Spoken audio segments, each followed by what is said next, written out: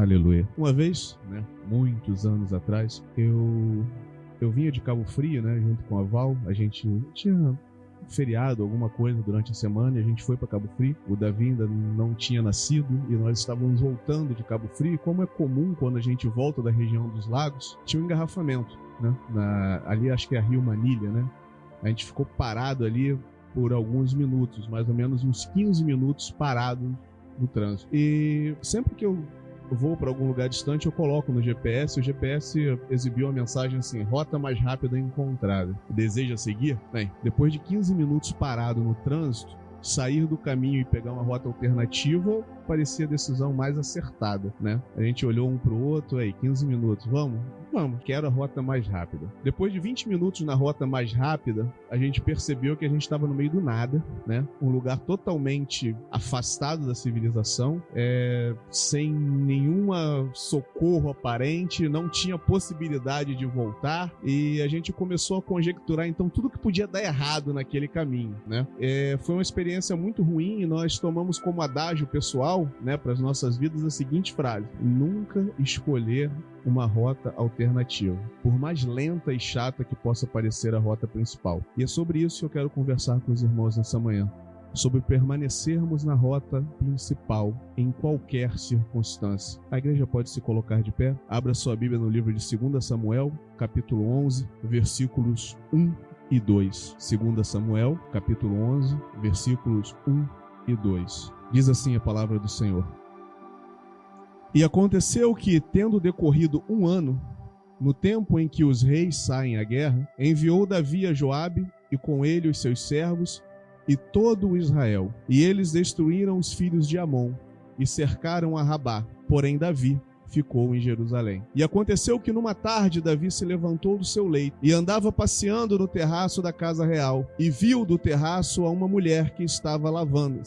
se lavando, e era esta mulher muito formosa à vista. A igreja pode se assentar. Se tem uma coisa que eu quero que os irmãos saiam daqui dessa manhã com ela dentro do seu coração, esteja no lugar aonde você deveria estar, ou seja, permaneça na rota principal. Davi, assim como os outros reis, deveria ter saído à guerra, O texto é bem claro quando diz que no tempo que os reis saem à guerra, Davi ficou em Jerusalém. Ele optou por ficar em casa e descansar. E aconteceu que numa tarde, Davi se levantou do seu leito, ou seja, estava naquele marasmo, vou tirar um cochilo de tarde, e de repente ele se levanta, olha da sua janela e contempla aquilo que ele não deveria ver, porque ele estava no lugar onde ele não deveria estar. Às vezes o que nós precisamos fazer é muito menos atraente do que o que nós queremos fazer. Se pararmos para pensar, é muito mais agradável tirar um cochilo no meio da tarde, como o rei estava fazendo no marasmo da casa real, do que estar num campo de batalha, num conselho de guerra, num lugar onde a tensão é muito alta, muito forte. Mas a questão é que, como rei, a responsabilidade de Davi era estar na batalha e não no ambiente tranquilo da casa real. Estar no lugar errado levou Davi a uma série de atitudes erradas, percebem? Se Davi estivesse onde ele deveria estar, nada disso estaria acontecendo, mas como ele não estava, Davi comete adultério. Pois Davi inicia uma conspiração e uma série de mentiras para tentar encobrir o adultério que ele havia cometido. E depois, por fim, ele planeja, ele cria todo um plano para assassinar um homem. E a palavra correta aqui é assassinato mesmo, porque houve planejamento, houve intenção, houve dolo naquilo que Davi fez. Tudo isso poderia ser diferente se Davi estivesse aonde ele deveria estar. E a pergunta que segue é a seguinte, irmãos: onde está você hoje, meu querido? Aonde está você? Nós podemos pegar essa frase, no tempo em que os reis saem à guerra, e reescrevê-la, trazendo ela para os nossos dias, para a nossa realidade, mantendo contudo a ideia principal, que é o contraponto entre o que estava acontecendo e o que deveria acontecer. E sendo assim, a gente pode dizer o seguinte: no tempo em que o povo de Deus deveria estar buscando o Senhor e se fortalecendo, onde está você? No tempo em que a igreja deveria estar buscando a porção extra do azeite para suportar as adversidades, as lutas que virão, onde está você, meu amado? No tempo em que muitos irmãos estão passando por dificuldades e precisando do seu abraço amigo, do seu olhar acolhedor, aonde está você? No tempo da adversidade que nós vivemos e dos ventos contrários, você que estaria sempre aqui, que disse que estaria sempre ao meu lado, aonde está você, meu irmão? No tempo em que muitos têm apostatado da fé, abandonado a fé, abandonado a igreja, abandonado a Cristo e seguindo após os seus próprios interesses, as suas próprias vontades, os seus próprios desejos, aonde está você? A pergunta permanece, irmão. No tempo em que devemos anunciar o evangelho e gritar para um mundo sem esperança que Jesus Cristo está voltando, que o preço pelos nossos pecados já foi pago, que Ele é o nosso Redentor, que Cristo Jesus é a razão da nossa vida, aonde está você? Porque eu não te vejo aqui. É como se eu estivesse num campo de batalha, e quando eu olho para o meu lado esquerdo e para o meu lado direito, eu sinto a falta de um monte de irmãos que deveriam estar aqui, mas não estão. Eles foram treinados, eles foram capacitados, eles foram cheios do Espírito, eles têm tudo o que eles precisam para estar aqui, mas eles simplesmente não estão. Mas a luta não deixa de acontecer, as batalhas continuam, a igreja passa por dificuldades, mas aonde está você? Você parece que está indiferente a tudo o que está acontecendo, porque você escolheu não ir para a guerra, você escolheu estar em casa, você escolheu estar tirando aquele cochilo da tarde, assim como fez Davi. Eu não estou me referindo, irmão, somente aos que não estão presentes, percebem? Eu estou falando também de muitos que estão aqui hoje, presencialmente ou online, mas que são ausentes do Espírito. Está na casa de Deus, está no meio do corpo de Cristo, mas está disperso. A mente está em outro lugar, o seu pensamento está em outras coisas, você faz qualquer coisa, você está aqui, mas a sua alma, o seu espírito está vagando em outro lugar. Você está pensando na louça que tem para lavar, você está pensando no problema que você deixou em casa. Você não está aqui. O seu corpo está, mas o seu coração não. Pessoas que ouvem, mas não aplicam aquilo que aprendem. Se recusam a deixar a mensagem cair na boa terra, mas fazem questão de pisar a palavra, fazem questão de sufocar com espinhos, fazem questão de colocar pedras para que essa palavra não crie raízes e dificultar o seu crescimento. São duros de ouvidos, duros de coração.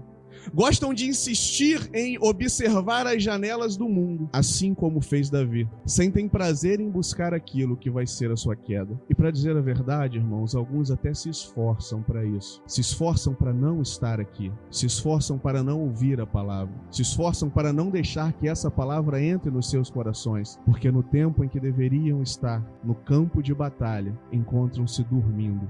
Amado, você precisa entender que ser servo de Deus, servir a Cristo, é fazer objeção ao mundo.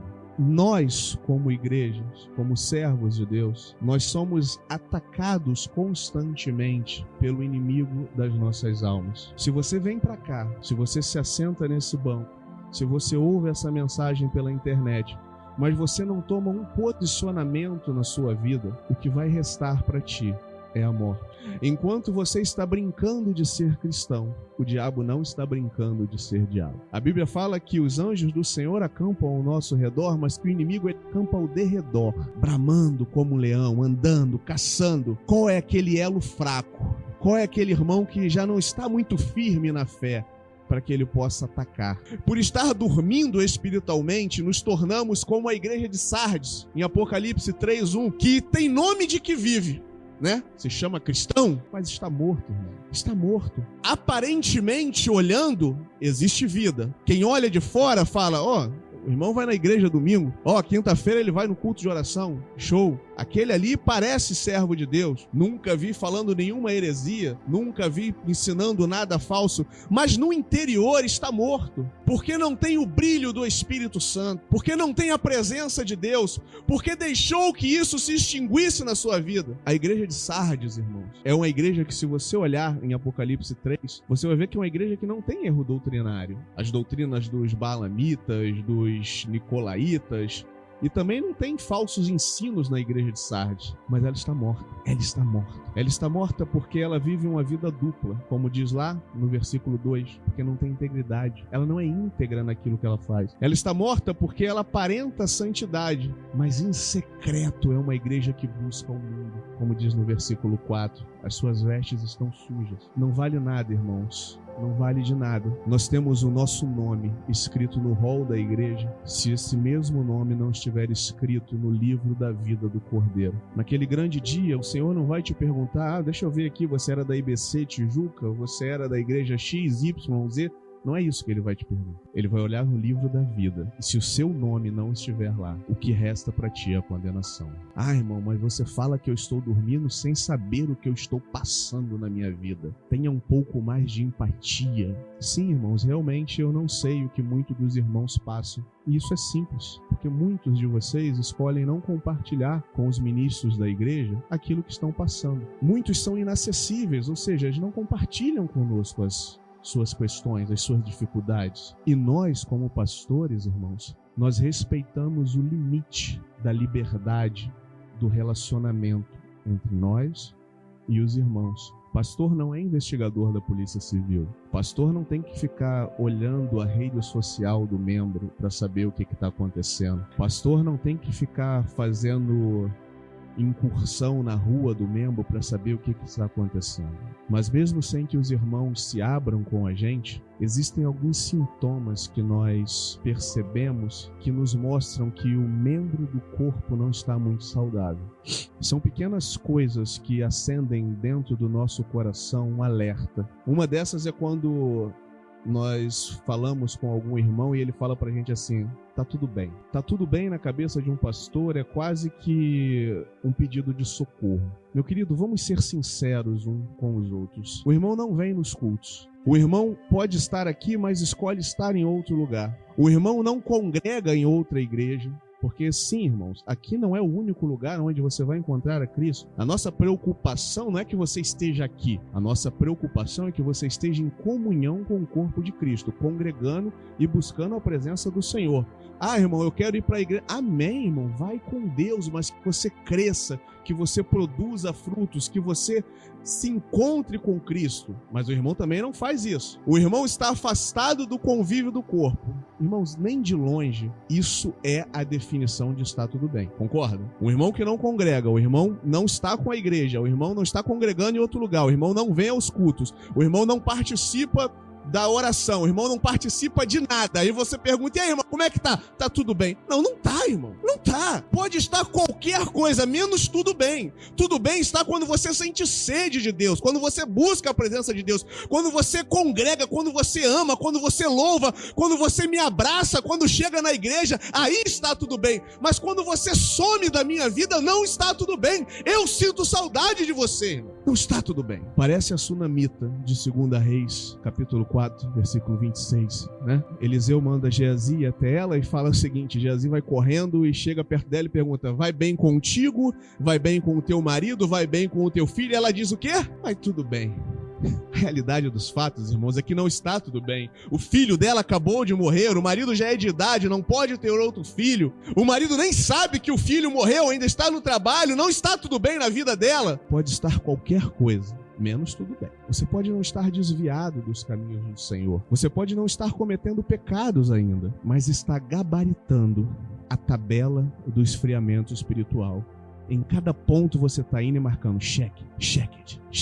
Eu não sei quanto a vocês, mas se algo está mal, é porque não está tudo bem. Eu lembro que quando eu era mais moço e eu sumi da igreja, às vezes andando no bairro, o pastor me encontrava. Às vezes eu tentava ir para outra casa, mas não dava, né? Aí o pastor: ih, meu irmão, como é que tá? O que tá acontecendo? Você sumiu, você não aparece mais no culto, não vai lá dar um glória. O que eu respondia? Tudo bem, pastor. Não se preocupa comigo. Botar aquela hashtag confia, né? Não se preocupa comigo não. Eu tô orando, tô jejuando. Eu só tô um pouco enrolado. Mas logo, logo as coisas se acertam. Não estava tudo bem. Se estivesse tudo bem, eu estava lá com eles, glorificando o nome do Senhor, louvando a Deus, bendizendo a Cristo, porque é isso que nos motiva, é isso que nos move, irmãos. Você vai ver que toda conversão gera uma ação evangelística de propagar o reino, de falar do amor de Cristo, de estar com os irmãos. No momento de dificuldade, você quer estar aonde? Com os irmãos. Está tudo bem, irmãos? Para o crente é como se fosse a folha de figueira que Adão usa lá em Gênesis 3, versículo 7. Ela oculta o que está aparente, mas nem de longe resolve a raiz do problema. Só está tudo bem para um membro quando ele está inserido no contexto do corpo. Quando você está de pé, cumprindo a função de um servo de Deus. Você foi chamado, escolhido, limpo. Deus te deu vestes novas, colocou anel no seu dedo para você estar aqui. Existe uma função a ser exercida por ti. E você não está exercendo essa função, então não está tudo bem. Você está se desviando da rota principal. A rota principal, por mais que ela seja dolorosa às vezes, por mais que muitas das vezes a gente chore, a gente pareça que não vai chegar em lugar nenhum, é nela que você tem que ficar, irmão. Rota auxiliar só te leva para o inferno. A realidade é essa, irmão. A rota auxiliar não vai te levar para o céu. Ela aparentemente é mais curta, mas ela não leva onde você espera que você vá. Era para você estar aqui hoje. De repente não aqui na IBC da Tijuca, mas em outra congregação. Mas a realidade é que era para você estar louvando e adorando o nome do Senhor hoje. Foi para isso que Ele te chamou, foi para isso que Ele morreu por amor de ti. Você de outra forma não poderia adentrar na presença de Deus, mas Ele entregou a própria vida para que você estivesse aqui hoje. E você escolheu não estar aqui. Vamos ser sinceros uns com os outros. Você escolheu não estar aqui. Você escolheu não adorar ao Mestre nessa manhã. Você escolheu o mundo ao invés de Cristo. Então não me diga que está tudo bem, porque não está tudo bem. Você deveria estar aqui, lado a lado com os seus iguais. Mas talvez seja mais agradável para ti os diferentes. Aqueles que não corroboram da mesma fé, aqueles que não corroboram dos mesmos preceitos, aqueles que não corroboram dos mesmos princípios. Talvez esses sejam mais agradáveis, talvez essas conversas sejam mais animadoras, mas eu quero te dizer para onde que elas vão te levar. Não é para o céu, irmão. Pode até te satisfazer por um período de tempo. Me dá a minha parte na herança que eu quero ir embora.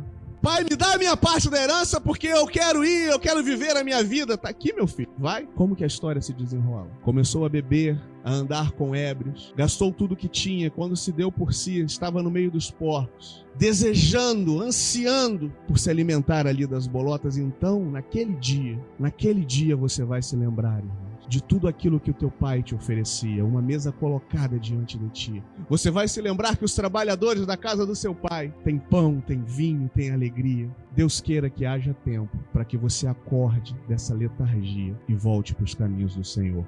Muitos se desviam nos dias de hoje dentro da igreja, se iludem, achando que enganam alguém, mas a Deus ninguém engana, irmãos. Deus está em todos os lugares. Mas quando os reis deveriam estar se preparando para as guerras, escolheram a tranquilidade e o marasmo do palácio, do castelo real. Era para você estar aqui lado a lado com os seus iguais, atribulados sim, mas não angustiado, perplexo, mas não desanimado, perseguido sim, mas não desamparado, abatido, mas não destruído, levando no corpo o morrer de Cristo, para que também a vida de Cristo se manifeste no nosso corpo, como diz em 2 Coríntios, no capítulo 4, versículo 8 ao 10. Quando essa palavra veio ao meu coração, eu estava em um momento em que tudo que eu queria era pegar numa rota alternativa.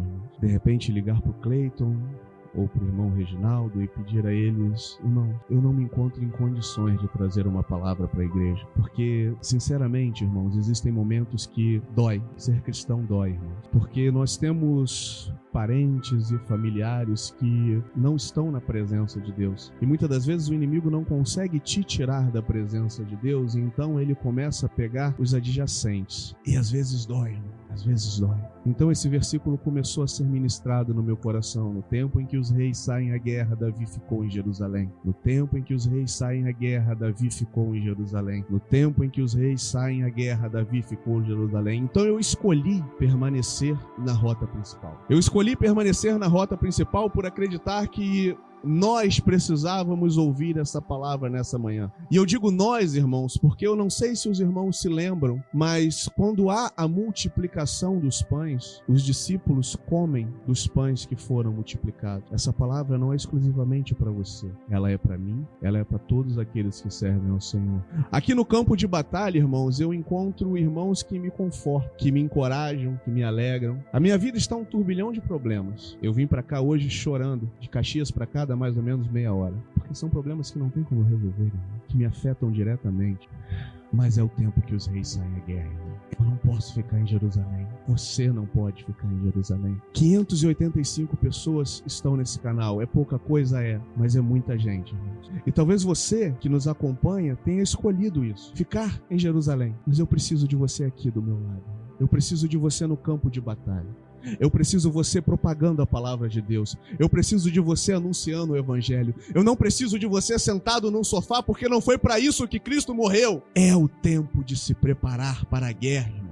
É o tempo de desembocar a botija e deixar o azeite correr. O Espírito Santo de Deus precisa transbordar na sua vida. Se você não tem capacidade de suportar as lutas internas, você também não vai suportar as externas, e elas virão. Tome uma posição com Deus, porque nós vamos para a batalha. Eu fui muito humilhado pelo diabo. Deus sabe o quanto eu fui humilhado. Então eu não vou abaixar a minha cabeça diante das adversidades e das lutas, porque o meu Deus é o Deus que responde com fogo.